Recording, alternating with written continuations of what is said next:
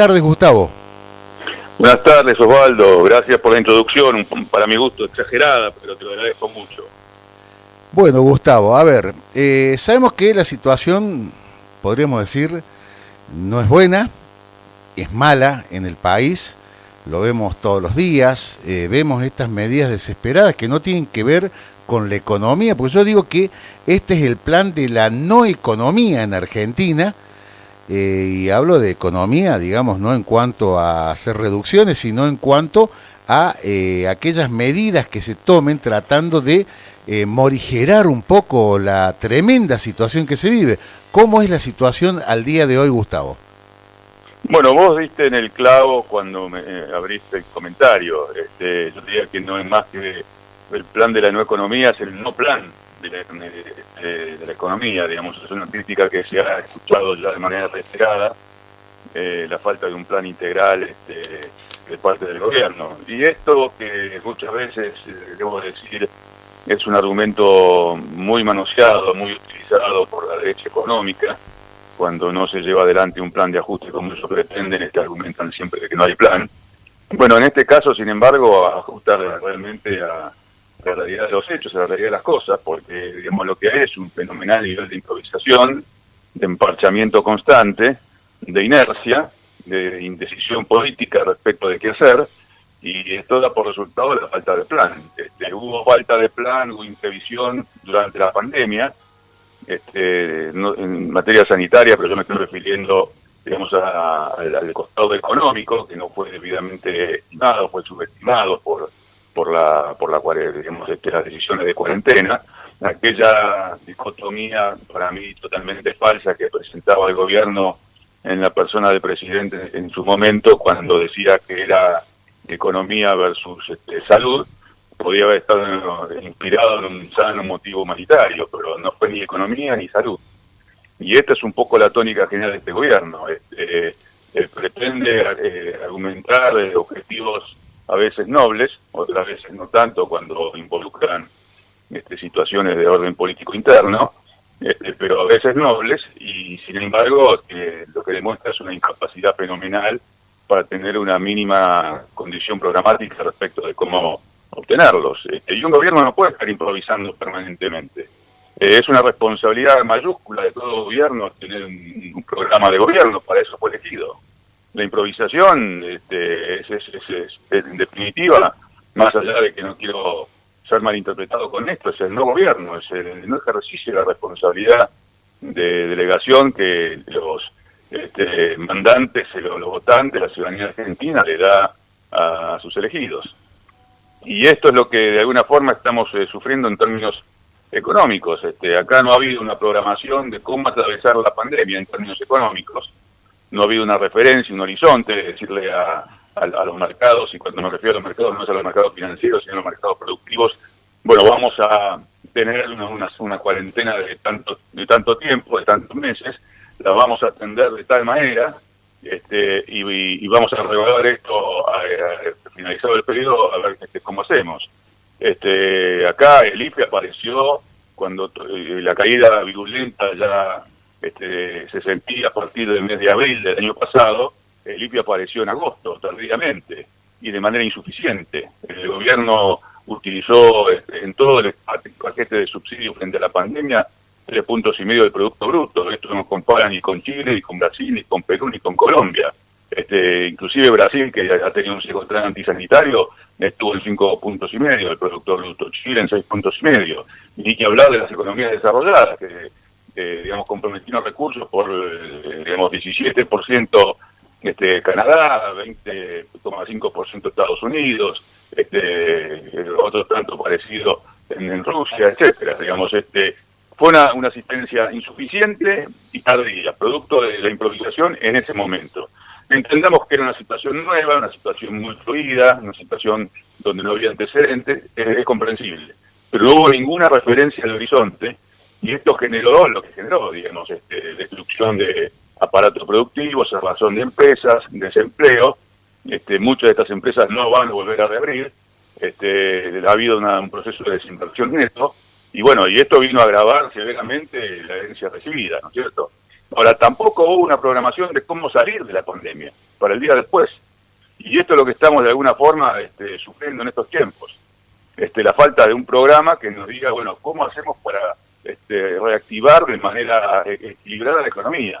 Lo que ha habido es una suerte de apuesta al efecto rebote. Cuando se cae muy vertiginosamente, como se cayó en Argentina, por encima de cualquier caída del Producto Bruto con cualquier país comparable, caímos 10 puntos cuando Brasil cayó 5, por ejemplo, y Chile cayó 6, con cualquier país comparable, una caída vertiginosa, producto, como digo, del mal manejo económico de la pandemia, bueno, necesariamente hay un rebote inercial, es lo que los economistas llamamos el rebote del gato muerto, un nombre no muy agradable, pero digamos, como para significar, digamos, la condición inercial de ese rebote. Y se apostó de manera absolutamente excluyente, digamos, a ese rebote y nada más.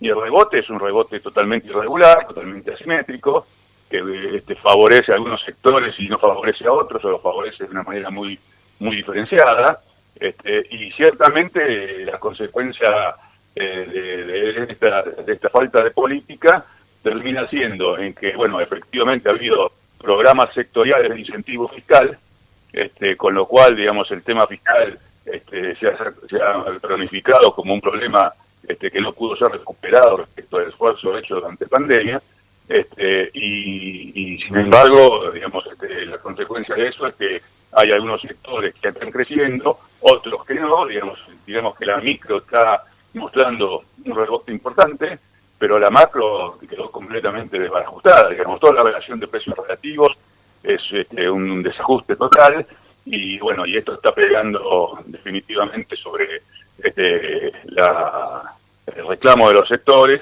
especialmente yo diría sobre los trabajadores. La caída del salario real que ha sido significativa y que ahora se trata de compensar este año, pero digamos es una caída real desde el comienzo de la pandemia, de 7 puntos, y esto viene a sumarse sobre los 16 puntos de caída del salario real que dejó la gestión Macri. O sea, hay claramente una situación de insatisfacción plena en el grueso de la masa trabajadora, hay una situación de insatisfacción plena en el grueso del empresariado, que no ve un horizonte claro y no tiene márgenes de rentabilidad, salvo aquellos sectores más concentrados que se están apropiando de la recuperación, y lo que hay es un fenomenal desajuste de precios, como decía, atrasos reconocidos en el tipo de cambio, atrasos reconocidos en tarifas, atrasos reconocidos en la tasa de interés, atrasos reconocidos en salarios, y sin embargo tenemos una inflación que a fin de año va a estar arriba del 50%, o sea, de vuelta, el peor de los mundos. Inflación reprimida por un lado, que en algún momento cuando se libere va a pegar en precios, y sin embargo inflación del 50%. O sea, esto es la evidencia de una muy mala gestión y de un nivel de improvisación fenomenal, que yo no atribuyo solamente a la falta de capacidad técnica, que digamos, al final del camino, bueno, es en realidad eso también, sino fundamentalmente a la falta de orientación política, de claridad política del objetivo, y de claridad política hacia los planteles de gobierno, que tienen posiciones contradictorias muchas veces entre un sector y otro. Y esto generalmente lo que se lleva es a esto, a situaciones medrosas, indefinidas, que generan malas expectativas. Todo esto se refleja en la brecha cambiaria, que bueno, es el termómetro nacional, lamentablemente, pero es así, y con una brecha del 100% no hay economía que funcione. Si el tipo de cambio va a ser un anclaje para la inflación, yo pregunto, ¿cuál es el anclaje cuando hay una brecha del 100%? El anclaje es el tipo de cambio oficial, porque es el tipo de cambio del cual se comercializa con el exterior, pero no es la referencia que normalmente se toma digamos, los agentes de la economía argentina para hacer sus cálculos presupuestarios o para generar sus evaluaciones de ahorro.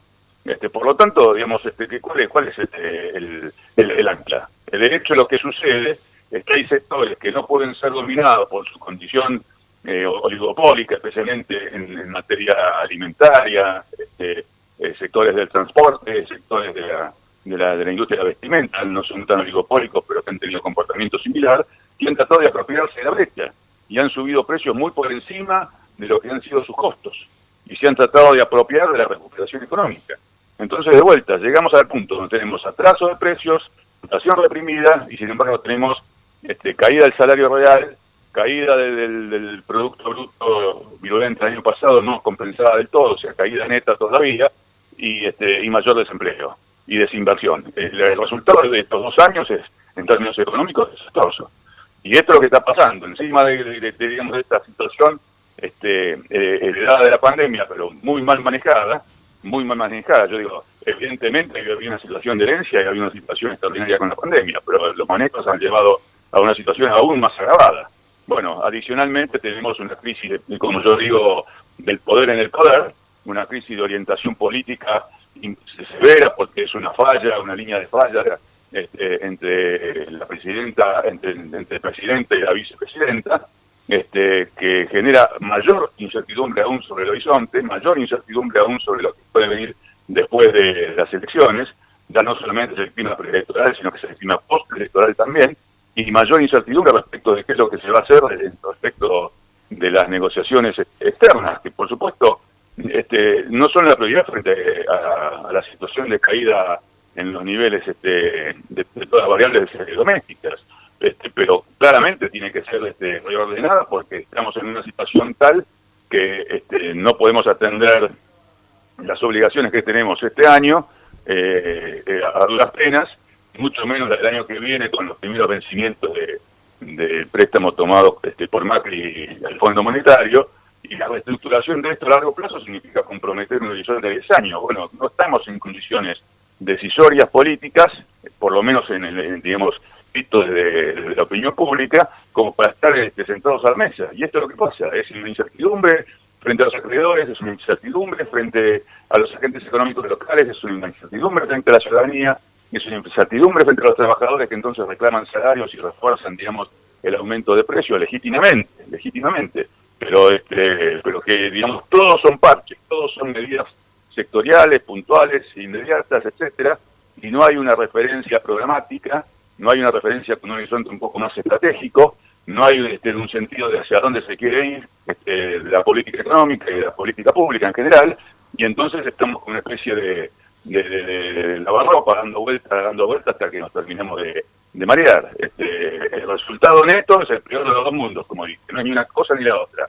Y esto es lo que genera la desazón de la ciudadanía, el desasosiego, genera, digamos, el incremento de los sectores de fragmentación social y económica, genera, digamos, la sobreexistencia de niveles de pobreza espeluznantes, de niveles de indigencia espeluznantes, de los niveles de hambre y de protección social espeluznantes, y no tenemos un horizonte claro de cómo vamos a estar tratando el tema.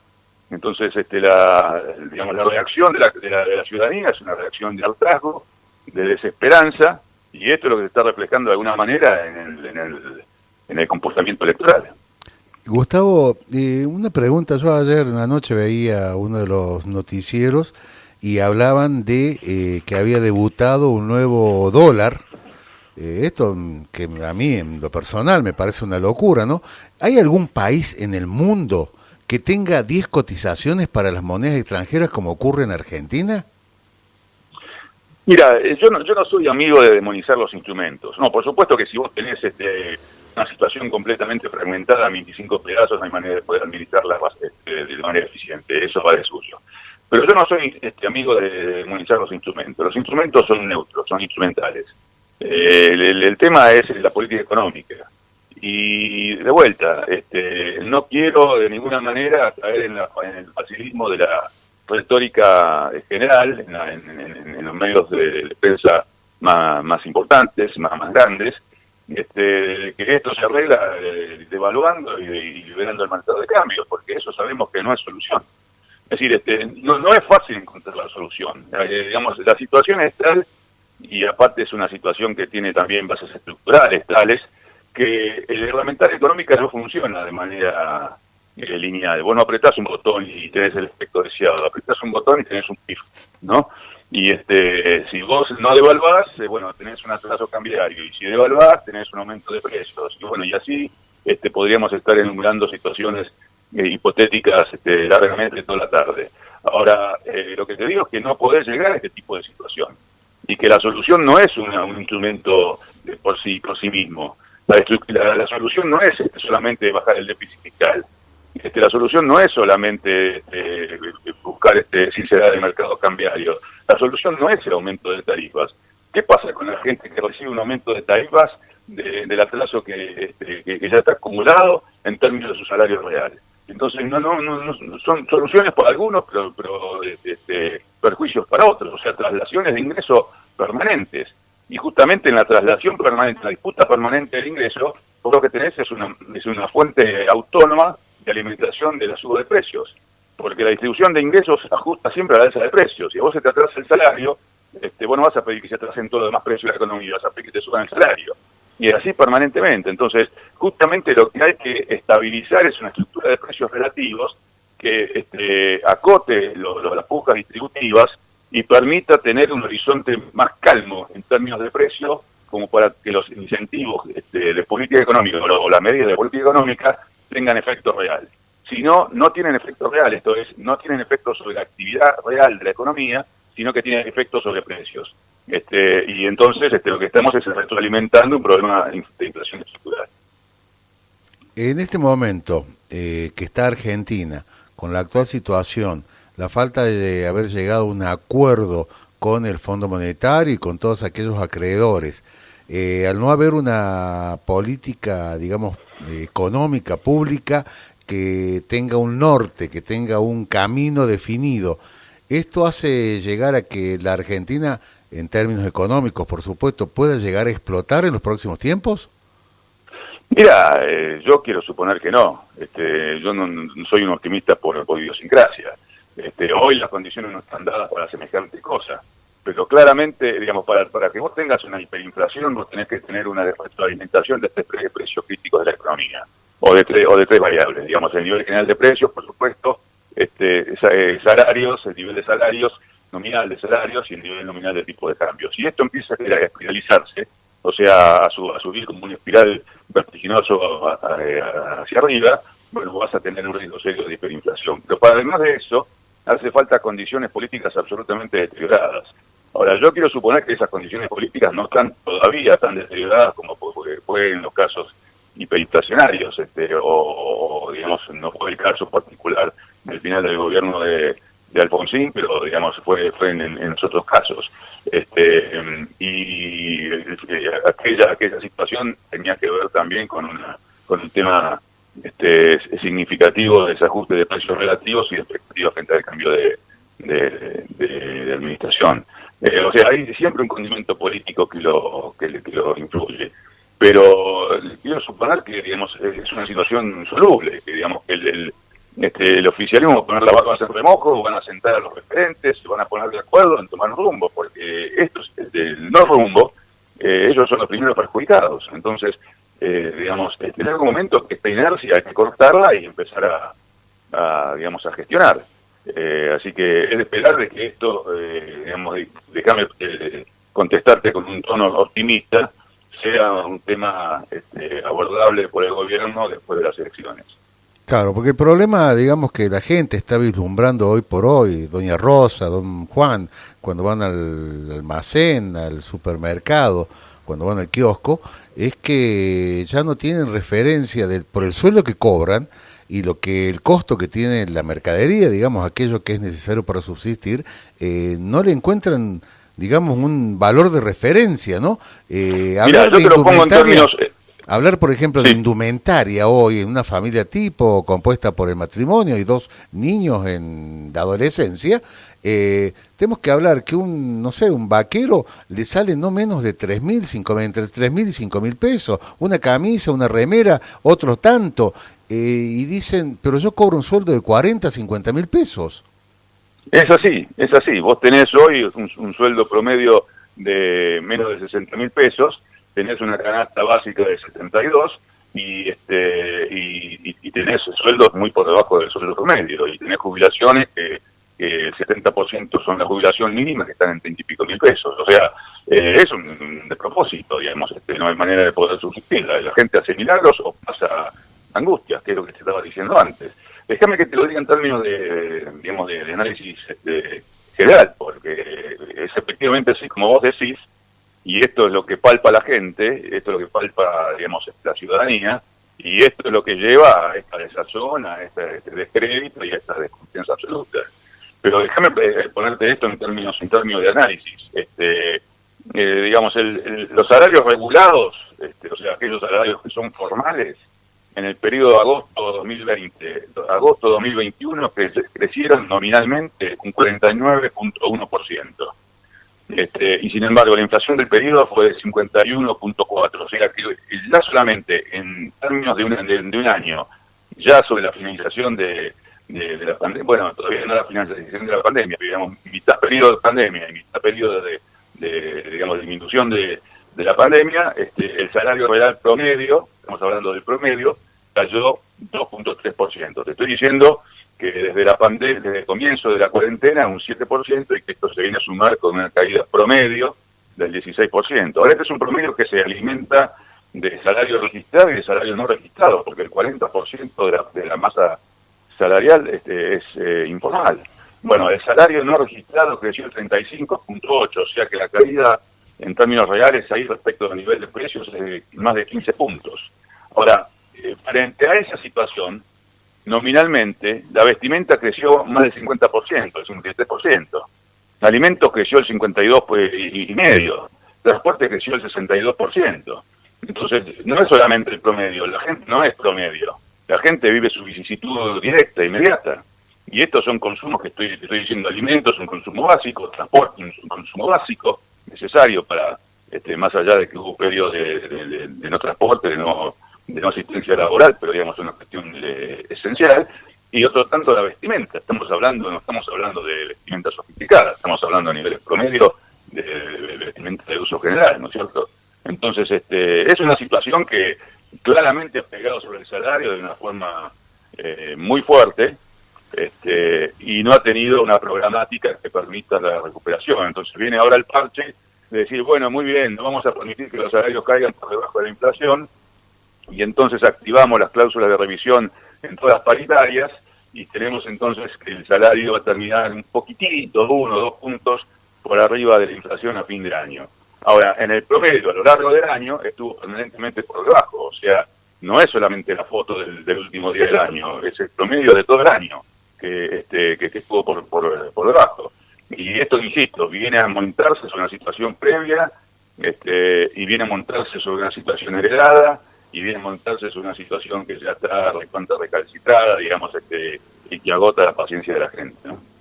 La pregunta del millón, que es la pregunta que se hace todo el mundo, ¿no? Como te decía doña Rosa, don Juan, es qué va a pasar a partir del 15 del 11, el 15 de noviembre, luego de las elecciones, porque ya tuvimos lo que pasó, una elección que era una interna, las PASO, primarias, obligatorias, simultáneas. En Argentina tuvimos un hecatombe en el gobierno nacional. Ya con esta elección que se cuentan los porotos en serio, donde se van a definir quiénes son los diputados que van a asumir el 10 de diciembre, ¿qué va a ocurrir en Argentina? Bueno, esa de vuelta es otra pregunta del millón. La verdad que no seríamos millonarios si tuviéramos la respuesta a estas pocas preguntas. Pero lo que te quiero significar es ese un factor para mí principalísimo de incerteza, la incertidumbre y la percepción de volatilidad y de inseguridad que hoy tiene el pueblo de la nación. Te digo, realmente ahí hay una situación que tiene que ser definida, que el gobierno no ha definido, no está claro, es totalmente contradictorio en sus señales. Esto claramente es así, no quiero sobreabundar sobre aspectos más superficiales, pero digamos, claramente mientras el ministro está tratando de encaminar la negociación en contacto con las autoridades del fondo en la reunión del G20 en Roma, bueno, acá hay señales de la militancia política oficialista en dirección exactamente contraria. Entonces, es muy difícil, digamos, intentar dar certezas, o si no son certezas, por lo menos, como dice el ministro, tranquilizar la economía, cuando en realidad lo que hay es una esquizofrenia permanente. Entonces, pónganse de acuerdo, muchachos, o es una cosa o la otra, no se puede estar en la mesa y en la posición al mismo tiempo. Es claro el mensaje, y es clara también la preocupación de la gente, por supuesto. El día 14 del 11, bueno, vamos a tener definido un nuevo Congreso, un nuevo Senado, con nuevas caras, algunas, bueno, otras que van a volver a estar, y bueno, como ocurre en la política argentina normalmente.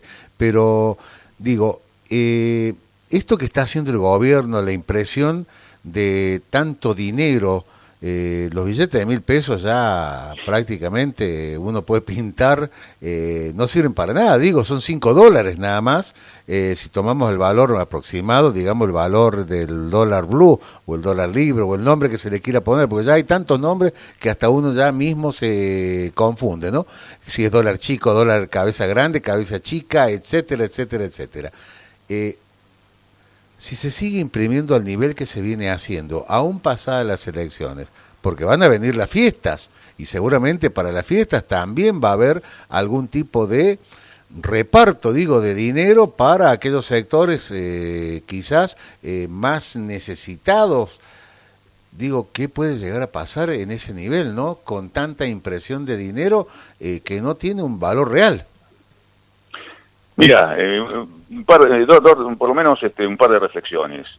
La primera, que te digo que efectivamente, digamos, la inflación tiene una de sus causales en el exceso de emisión monetaria. La emisión monetaria, a mi manera de ver, es un difusor de inflación o de mayores niveles de inflación que si no hubiese emisión. Pero no es la única causa. La inflación para mí no es un fenómeno monetarista o monetario, mejor dicho, sino que es un fenómeno multicausal.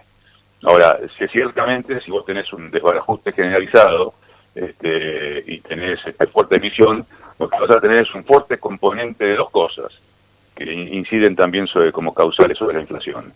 La primera, lo que se llama comportamientos inerciales, la inflación inercial. Esto es, yo no sé cuál va a ser el nivel de la brecha cambiaria, porque con tanta liquidez en la economía, digamos, hay presión sobre el tipo de cambio, los tipos de cambio paralelos, o financieros o alternativos, y por lo tanto yo no sé cómo mido la economía de mi empresita siempre en términos de dólares en última instancia, yo no sé cuál va a ser mi costo de reposición, especialmente si tengo algún insumo importado para poder producir, que hay una fuerte dependencia de insumos importados en toda la industria grande, pequeña y mediana en Argentina. Es un 70% de incidencia, digamos, las importaciones sobre la estructura de costos físicos de la industria nacional. Entonces, si yo no sé cuál es mi costo de reposición, no sé cuánto me va a costar reponer mi insumo que utilizo ahora en el proceso productivo de este ciclo, no sé cuánto va a ser en el ciclo del mes que viene. Bueno, entonces remarco el precio ahora por las dudas, por si se me devalúa en demasía más allá de mis expectativas. Entonces, eso, cuando vos lo generalizás al comportamiento de la economía, todo el mundo está remarcando por las dudas, lo que tenés es un efecto inercial que te hace subir los precios de una manera generalizada, o sea, inflación. La inflación es, por definición, el aumento generalizado y permanente y constante de precios. Bueno, esto es lo que termina incidiendo de manera directa. Pero además, cuando vos tenés una situación tal donde vos tenés brechas cambiarias de esta magnitud, del 100%, como te digo, no tenés referencia de precios, lo que tenés es una preeminencia en el comportamiento de los agentes económicos digamos, de expectativas negativas, es el tema de expectativas. Yo al tema de expectativas le tengo, digamos, cierta aprensión, para serte franco, ¿no? No es que no existan, y todo lo contrario, pero eso a mí me suena como, ¿viste? Cuando vas al médico y no sabes bien qué diagnóstico date, entonces te dice que es una alergia. Bueno, sí, sí. Las expectativas son como la alergia de los médicos, para mi gusto, ¿no? Pero existen, y especialmente existen en contextos de convulsión y en contextos de desajustes macroeconómicos severos, porque la incertidumbre supera cualquier horizonte posible de actividad. Entonces, hoy lo que tenés frente a una vez esta magnitud es una fuerte dolarización, una fuerte compulsión a dolarizar portafolios y a juntar, digamos, unos dólares si sobra un pesito del sueldo. Y eso presiona sobre el tipo de cambio. Y entonces, de vuelta, tenés una retroalimentación de precios, sectores concentrados que están, digamos, que pretenden apropiarse de ellos, de esa brecha cambiaria. O sea, cotizan a valor dólar paralelo y no a valor dólar oficial, más allá de que importen sus insumos a valor dólar oficial. Y entonces tenés sectores autónomos de aumento de precios, más allá de que tengas anclas de represión inflacionaria a través del tipo de cambio, los salarios, de las tarifas, etcétera. El argumento del gobierno es que esto es una actitud perversa del empresariado. porque sube los precios igual a pesar de que los costos los tiene todos anclados o todos digamos retrasados. Bueno, yo no creo en la perversidad, son actitudes defensivas frente a una convulsión generalizada. Si vos tenés una situación de incertidumbre total, digamos, yo ciertamente no encuentro legitimidad en remarcar precios de manera graciosa y en sectores concentrados, pero quiero entender que hay una lógica, que no necesariamente es una perversidad, de tomar posiciones defensivas, inclusive a sabiendas de ganar posiciones de precios anticipadamente en previsión de que la situación se me revierta en el corto plazo. Justamente eso es el efecto que tiene las incertidumbres y la falta de una programática esclarecedora sobre digamos, de parte del gobierno sobre los agentes económicos. Muy claro el mensaje, muy clara digamos, la realidad de que estamos viviendo. Pero también hay otra. Yo te quiero decir una cosa más, si me permitís, sí, Waldo, sí. que digo, yo, digamos, para mí la preocupación esencial de esto, por supuesto, está en tratar digamos, de ver cómo, digamos, en el análisis de la situación, digamos, se puede, inclusive hasta se puede contribuir desde la acción política, no te digo que individual, porque obviamente que es totalmente marginal, pero digamos, desde el argumento político para poder ayudar a una solución. El gobierno está hablando, algunos sectores del gobierno, o algunos personeros, representantes de opiniones de peso en el frente oficialista, de una convocatoria a un entendimiento, a un acuerdo con la oposición después del 15.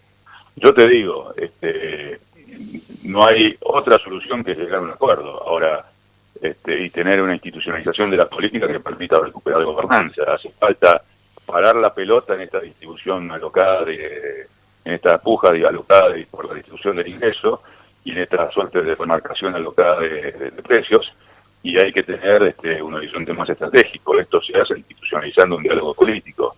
Ahora, me parece que el gobierno tiene todavía muchas materias pendientes en términos de credibilidad como para poder tener un diálogo político serio. Si acá hay algo que puede ser realmente peligroso, que puede ser un potencial verdadero de deterioro aún mayor de la situación política y en este contexto, como te digo, acercarnos más al precipicio de una espiralización de precios, es que el gobierno amague con llamar o llame de mentirita o llame para disimular el costo político de su elección perdidosa y no esté dispuesto a sentarse a negociar en serio. Entonces, si acá hay una actitud, digamos, de convocatoria real, de entendimiento real de cuál es la necesidad de la hora, bueno, es una cosa. Si lo que hay es una nueva maniobra política autorreferenciada, y bueno, vamos a estar agravando seriamente los peligros de la situación. Y en los peligros de la situación, por supuesto que, digamos, se generan las cosas que estamos comentando en la economía, pero la preocupación principal es hacia la ciudadanía, es hacia el asalariado, el registrado, el no registrado, y fundamentalmente el desempleado, el desamparado, el fragmentado, el que está fuera del sistema. Acá hay fenómenos nuevos que son estructurales y vienen para quedarse. Estamos viendo recién sus primeras evoluciones, que son los fenómenos de la economía popular, por ejemplo. Y estos son sectores que están más allá de la capacidad de alcance de toda política económica. Entonces acá hay, y te digo, y son porcentajes significativos de la base social del país. Entonces estamos hablando de informalidades del 40%. Entonces, digamos, acá lo que hace falta es, digamos, imprescindiblemente entender cuál es la naturaleza del problema, dejarse de jugar a la política electoral, dejarse de autorreferencialidades en el poder, y entender que acá hace falta gestos de grandeza política de todas las partes, inclusive no solamente de la dirigencia política, sino de la dirigencia nacional en general, especialmente aquella dirigencia empresaria que efectivamente ha estado remarcando de manera ignominiosa, digamos, precios en determinados sectores, y entender de que, digamos, si no tenemos una perspectiva más solidaria, más responsable, más estratégica respecto de encontrar una salida, vamos a volver a chocar con la misma piedra. Los riesgos van a ser incrementales y ya sabemos lo que pasa cuando caemos adentro del espiral. Entonces, yo creo, digamos, déjame terminar con una muy modesta, digamos, de un ciudadano, apelación a quienes tienen los resortes del poder a que terminen de entender la naturaleza problemática que enfrentamos, el nudo histórico en el que estamos y la necesidad de, digamos, de poner ciertas actitudes para poder desanudarlo. Gustavo, sabemos que en las próximas horas, concretamente a partir de la hora 19, vas a estar dando una disertación. Son 2 módulos que se van a realizar, uno el día de hoy y otro el día 7 del 11 en el Comité Capital de Salta. Es decir, estás recorriendo el país, digamos, con estas charlas, este ciclo de formación política económica. Este módulo de hoy es diagnóstico de la coyuntura económica nacional, algo que más o menos es lo que hemos estado, digamos, en síntesis o digamos en trazos, marcando de lo que está ocurriendo hoy. Sí, digamos, efectivamente, la segunda presentación es el miércoles que viene, o sea, el día 10, no el 7, el día 10. Pero efectivamente los amigos de Salta me han pedido una participación en un curso de formación política que ellos que están desarrollando. Para mí, contribuir con la recuperación de la institucionalidad partidaria de este partido que ha perdido significancia, ha perdido doctrina, ha perdido línea doctrinaria en sus autoridades, ha perdido relevancia en la capacidad de propuesta hacia la ciudadanía en un momento tan crítico como este. Para mí, digamos, contribuir en sentido de fortalecer en la medida que uno pueda, digamos, en el esfuerzo individual, en el granito de arena que uno puede aportar, ¿no es cierto?, a recuperar identidad política, a recuperar capacidad propositiva, a recuperar institucionalidad partidaria propia, etcétera. Bueno, ahí siempre nos va a encontrar el convocante, cualquiera sea su pertenencia interna. Y efectivamente me han convocado, esto, digamos, yo lo voy a hacer de manera remota, no estoy en Salta, estoy en Capital en este momento, pero vamos a hacer una presentación que entiendo que va a ser de semipresencial, o sea, habrá gente sí presencialmente en el auditorio, en el comité, digamos, en la sala de audiencias del comité, y sí, vamos a tratar de hacer un diagnóstico de la situación, que es más o menos algo de lo que hablamos, pero aquí hablamos más de la coyuntura inmediata. Yo como diagnóstico lo que pretendo es exponer un poco la realidad, digamos, no solamente de la coyuntura, sino también de los problemas estructurales que enfrenta la Argentina. Estamos hablando de un curso de formación, entonces estoy tratando de colaborar en proveer de herramientas de análisis, digamos, a los problemas nacionales, a quienes tengan la voluntad de escuchar, y por eso, digamos, es más un diagnóstico que un análisis digamos, de situación inmediata. Pero es en esta línea, y justamente la exposición del miércoles que viene es en tratar de acercar algunos lineamientos de propuesta para la salida, que tenemos que trabajar los radicales en esto. Nos pasamos la vida quejándonos, agrietando, digamos, el discurso político de manera permanente, y no hay propuestas serias en la oferta electoral. Entonces, ahí creo que es importante que trabajemos, que hagamos algún aporte en la medida de lo posible desde la acción individual. Gustavo Greenspun, economista, creo que uno de los más importantes economistas que tiene la Unión Cívica Radical, dentro del movimiento nacional de la militancia radical, realmente ha sido muy claro en cada uno de todos los conceptos. Creo que le ha quedado muy claro a la gente todo esto. Y bueno, agradecerte una vez más esta disposición. Cuando te llamamos, inmediatamente nos decís sí, estoy.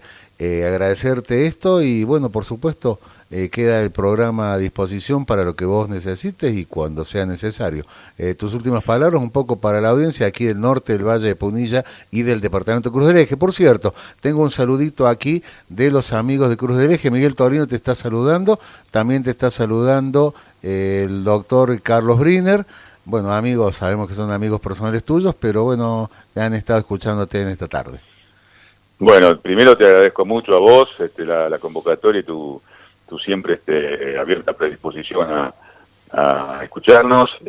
Por supuesto, un saludo muy afectuoso a los amigos, un saludo en particular al intendente Briner, un querido amigo que está haciendo una gestión magnífica en su ciudad, y a aquellos correligionarios que eventualmente hayan podido participar de esta charla, digamos, imaginaria. quiero simplemente significar que lo más relevante en este proceso electoral que enfrentamos es tener una idea clara de que es necesario reafirmar república, es necesario reafirmar calidad institucional y reafirmar república.